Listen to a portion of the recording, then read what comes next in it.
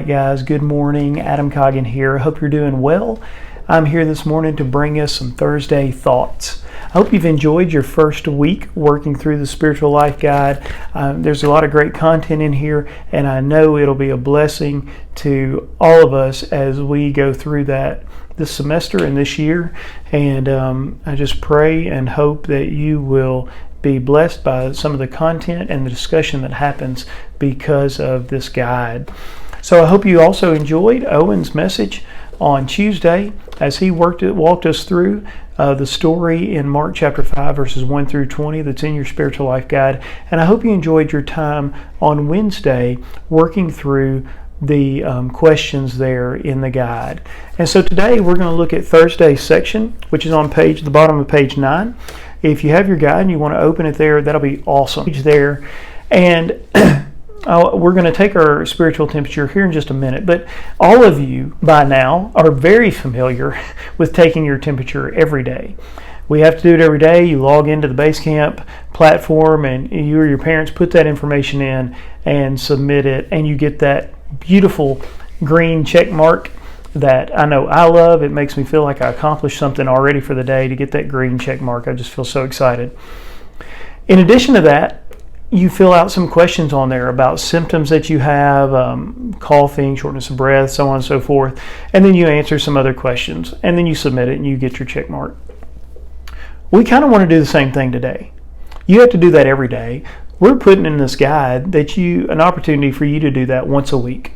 So I want you to take a second and fill out where you think your spiritual temperature is on this scale. On the left side of the scale, you'll see kind of the cold symbol that you might see in your car or wherever. And on the far, and that would mean that you feel far away from God. And on the right-hand side is a flame. That would mean that you feel closer to God, more on fire, if you will, for the Lord, as you might have heard said.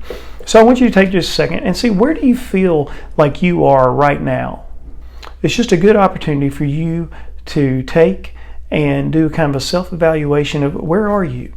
Now the second question is, why? And that's kind of where it says explain there in your guide at the bottom of the page.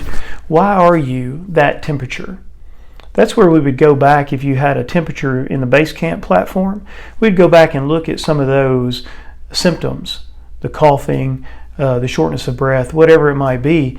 And your doctor would try to diagnose and maybe give you a test and find out, why are you running a high fever, right? So if you are running low or running high, okay, if you feel far away from God or if you feel close to God, I want you to take just a second and write down, why is it you feel that way? If it's positive, those are some cool thoughts to hold on to.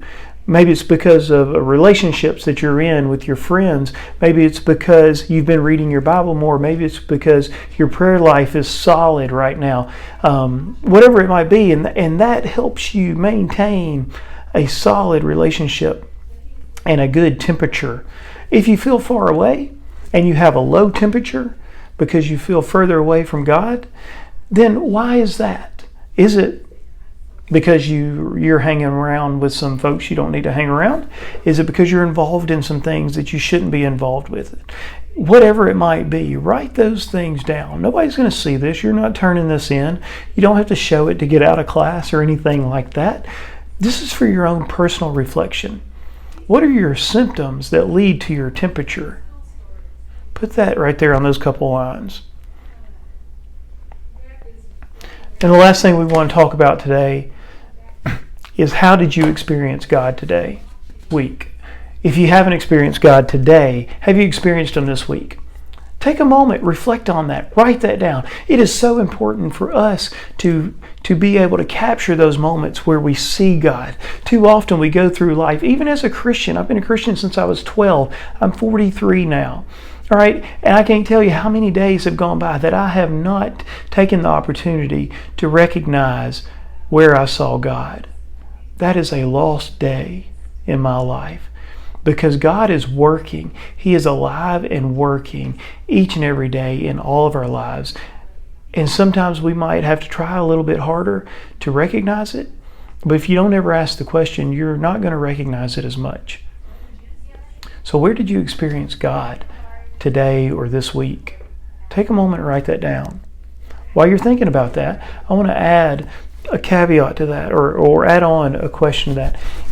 If you haven't experienced God today, that's okay. Because maybe you don't know what to look for. If you don't, maybe you don't even know who God is. It's hard to experience somebody or something if you don't even know who they are. And that's okay.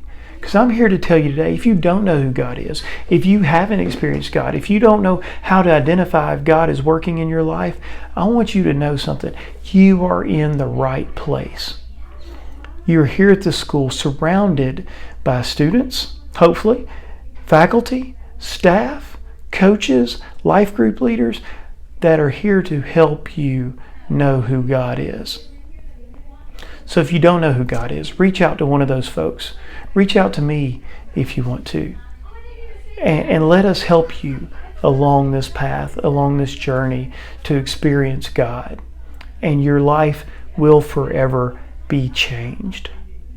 As one more thing before you go back to your classes, that tomorrow will be our Fellowship Friday, and that's where you'll have a chance to kind of get in your own groups and have some good conversation that will provide a prompt to help guide that conversation on.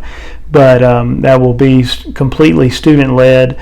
If you want to get with your life groups, that's great. If you want to form another group, that's great as well.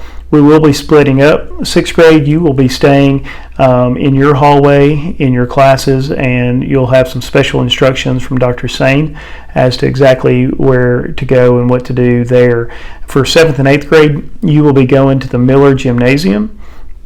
And then for the high school, 9th through 12th grade, you'll be going across the parking lot to the varsity gym. So with that, I hope you enjoy your time tomorrow for Fellowship Friday. We'll be providing a prompt on our social media channels, so be looking for that. If you're not following us on Instagram or Facebook, I encourage you to do that, and you'll be able to get some good spiritual life content through those. So guys, be blessed and have a great day.